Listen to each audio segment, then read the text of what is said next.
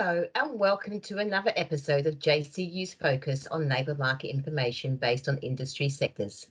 I'm your host, Wendy Chasm, and tonight we investigate labour market information to undertake a deep dive analysis into the Australian New Zealand Industrial Classification System of the Accommodation and Food Sector, ANZSIC Code 44. This coding system is also used to prepare the Skilled Migration Guide, detailing areas of occupational shortage, which informs the Skilled Migration Visa Program. With a plethora of labour market information sites available with different creators, purposes and users, an understanding of the labour market is critical to career practitioners. In particular, the development of an awareness of where information can be sourced. Given the multitude of potential career options and pathways, an understanding of accurate, appropriate and good quality labour market information is vital for their clients. It also plays a key element of professional practice and a specific seeker competency. I'm joined by my special guests on our panel this evening, Teresa Jennings, Dara Donoghue and Lauren Morell. Thank you for joining me today. Lauren, perhaps we can start with you first. Can you identify at least 5 sources of credible labour market information as it relates to the ANZSIC Codes of 44 accommodation and services? Yeah, sure, Wendy. Yes, providing accurate, up-to-date and objective career pathway and labour market information is a key element of career development. The ABS Monthly Labour Force Survey provides key national statistics on employment, unemployment, underemployment, participation and hours worked. This source provides the big picture data on the labour force. Another big data source is the Hilda report. The survey is useful as it provides quantitative and qualitative data, supporting understanding individuals' labour market outcomes and the causes and consequences of those outcomes. The Future Now Training Council is particularly useful for specific labour market information related to accommodation, including the current industry environment, new innovations and employment initiatives. The National Skills Commission provides expert advice and national leadership on Australia's labour market and current, emerging and future workforce skills needs. This source is useful for up-to-date national labour market information, including key labour market indicators. Labour Market Insights website is useful for understanding local labour market information. This source shares the latest insights from the National Skills Commission and allows you to search labour market information by region, industry and occupation. Jobs and Skills can help with advice and support about jobs, careers and training. This website is the source of labour market information that is most accessible to clients and is where clients can be directed to search for information about the hospitality and tourism sector. Thank you, Lauren. Indeed, these are trusted sources of credible labour market data based on their strong affiliation with the Australian government. Yes, information released from the government can be deemed reliable. Lauren, perhaps we'll now have a dive into the review of the accommodation and food services sector. What does the labour market information say about the sector size by, say, employment numbers? Can you comment on who are the major employers within the sector? Absolutely, Wendy. The accommodation and food services sector is a large employing industry. In fact, around 7% of the Australian workforce are employed in this industry. That's almost 900,000 Australians, and this is projected to grow significantly over the next few years. According to the Chamber of Commerce and Industry, Western Australia's economy is short 55,000 workers, with shortages most acute in the accommodation and food businesses, which account for 1 in 4 or 24% of vacant jobs.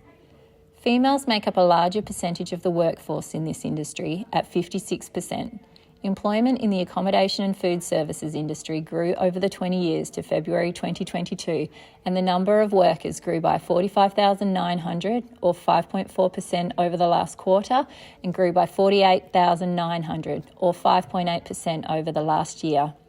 In terms of value, in WA alone, from 2018 to 2019, the sector contributed $909 million to the economy.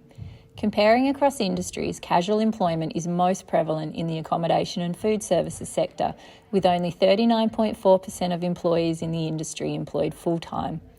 Accommodation and food services provides many opportunities for young people looking for their first job or for mature-aged workers looking to re-enter the workforce.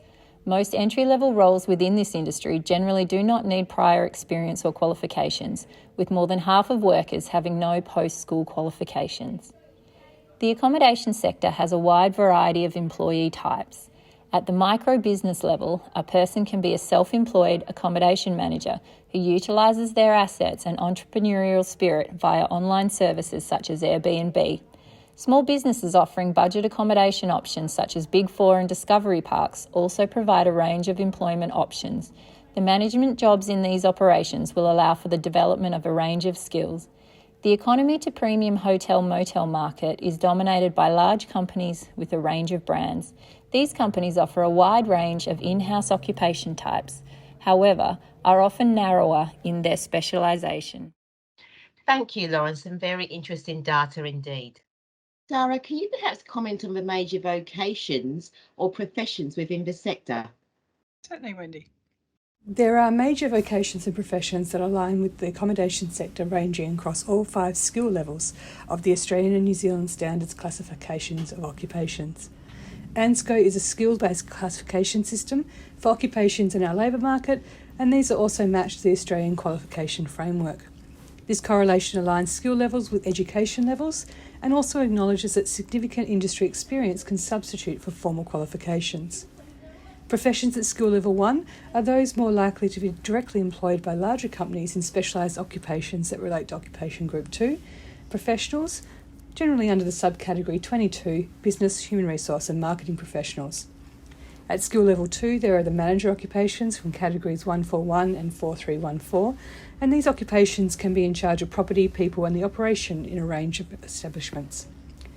An education of vocation at skill level 3 would be a receptionist at a hotel, and skill level 4 are the employed cleaners and laundry workers there.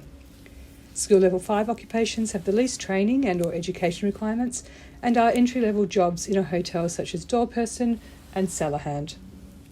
The range of occupations means that this sector can attract employees through a variety of educational pathways. There are undergraduate and postgraduate university courses that lead to the ANZSIC occupations at skill level 1 and 2. 2 examples are the offerings from Edith Cowan University here in Perth, the Bachelor of Hospitality and Tourism Management, and the Graduate Certificate of Hospitality Management. A vocational pathway can often start at school with a Cert 1 or 2 offerings as part of the student's timetable classes. There are also opportunities to attend a workplace and completing a school-based traineeship. One example currently endorsed by the Department of Training and Workforce Development is the Certificate 2 in Holiday Park and Resorts.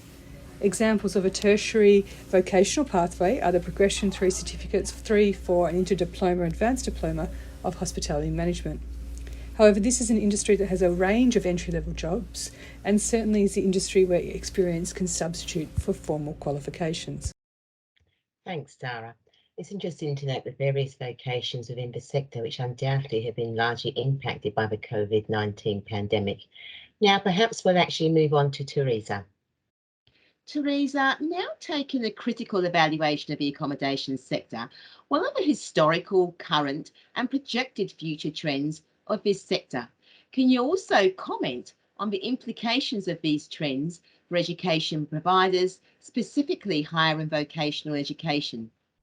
The accommodation sector was supporting employment in a positive manner in a growing Australian market. In August 2014, accommodation and food services was the 7th largest employing industry in Australia, employing 6.7% of the total workforce. Then the COVID-19 pandemic provided massive disruption to the sector. Employment levels in the accommodation and food services industry declined significantly in 2020 by over 100,000 workers. Post-2019, the total international and domestic visitor expenditure losses that Australia recorded for June 2021 was $106 billion. The accommodation and food services has moved into a new phase of the pandemic since the opening of domestic and national borders in March 2022. The industry now faces a number of challenges. The availability of trained and qualified staff has been identified as an area of major concern in the accommodation sector. Australia-wide, the outlook is for a positive recovery. National employment growth forecasts indicate that by 2023, over 62,000 additional workers will be needed to fill positions. The forecast is that an additional 800 accommodation managers will need to be trained and qualified to join the workforce. The forecast is positive that the sector will recover and grow by 2026. Although this is good news, the current trained people in the sector will not be adequate to meet the demands. Education providers, specifically higher and vocational education, needs to provide relevant and affordable training packages to ensure that there are significant qualified people to support future growth in the industry. One of the contributing factors of the skilled shortage in accommodation services is the decline in enrolments in relevant VET qualifications. Industry has reported that education providers need to create training packages that address the skills deficits. The Austrade report identified the skills to be improved on are teamwork and communication, resilience, stress tolerance and flexibility, problem solving and self-management. In order to encourage growth in the industry, the Australian Government has introduced a number of employer incentives to encourage companies to employ more workers. In Western Australia, the Government has introduced courses that are offered free, half price, subsidised or capped at $400. The selected qualifications have all been specially chosen to match up with the skills that employers are now looking for. Very interesting. And how is diversity and intersectionality represented in the accommodation sector? Well, cultural diversity is valued across the sector. The accommodation and food services industry is predominantly made up of female workers. Positive sign that female workers are valued in the sector is that 60% of people in positions of management are female.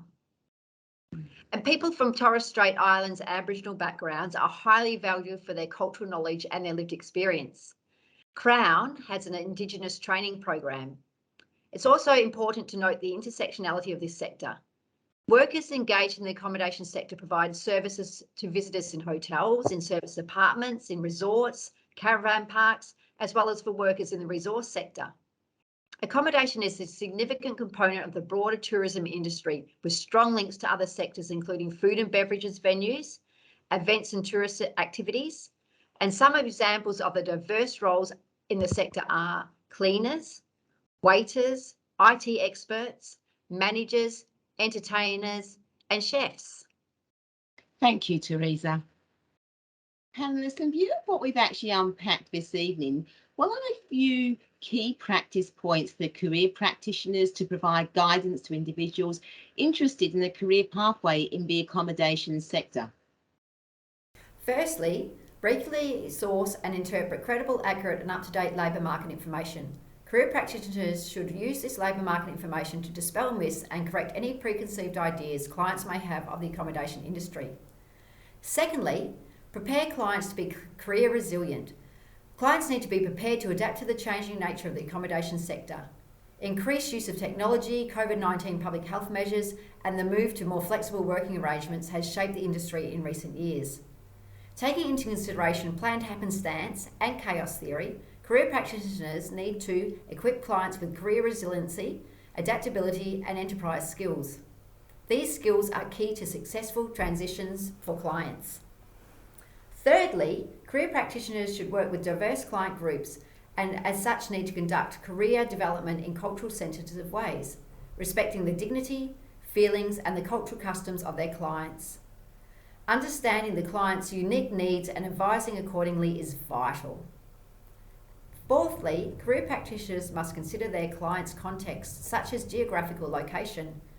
Accommodation providers in regional areas around WA have fared well during the COVID pandemic, provided they could find enough staff, with regional hotels leading the recovery over capital cities. Our fifth point is that career practitioners should explain to clients the broad range of careers on offer in accommodation, including potential career progression in the industry. Many young clients may be aware of entry-level positions in hospitality, but be unaware of the scope for career progression, including business, human resources, and marketing opportunities. Our sixth point is that digital literacy is an essential competency in the accommodation industry. The growth of online booking platforms, social media marketing, workplace hardware and software, cybersecurity, and evaluation of digital information are just some examples of technology used in the accommodation industry. And lastly, career practitioners in the secondary school context need to work collaboratively with leadership and teaching staff to drive change in their school and community. Career practitioners can impart information to students and staff, ensuring breadth and depth in the senior school course offerings and vet pathways, and also embed career learning into the curriculum that includes accommodation food service information. Well, this brings us to the end of another JCU Career episode Q&A. There is no doubt from this evening's discussion with our panellists that the accommodation sector is predicted to recover from the COVID-19 pandemic with increasing ferocity. That's all we have here for tonight. I'd like to thank our panellists, Dara, Lauren and Teresa. You all brought direct insights into the accommodation sector, providing career practitioners with the tools to source, understand and apply credible, reliable labour market information related to the accommodation sector, and to assist clients in job searching strategies and career planning. Please join us next week when we examine healthcare and social assistance sector. Until then, good night and stay safe, everyone.